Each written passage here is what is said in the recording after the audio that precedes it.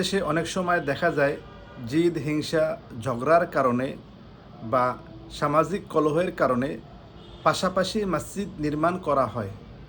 এখন জানার বিষয় হলো, এই ধরনের মসজিদে জুমার নামাজ এবং পাঁচ ওয়াক্ত নামাজ সহি হবে কি না। উত্তর হলো, এই ধরনের মসজিদ নির্মাণ করলে, অর্থাৎ পাশাপাশি জেদের কারণে একাধিক মসজিদ নির্মাণ করলে সে সকল মসজিদে পাঁচ ওয়াক্ত নামাজ এবং জুমার নামাজ সহি হবে, অর্থাৎ যারা নামাজ আদায় করবেন তাদের নামাজ হয়ে যাবে। কিন্তু যারা এই হিংসার কারণে, জেদের কারণে, ঝগড়ার কারণে আল্লাহর সন্তুষ্ট ছাড়া এইভাবে মসজিদ নির্মাণ করবে, তারা কোনো নেকি বা সওয়াব পাবে না, বরং তারা গুনাহগার হবে।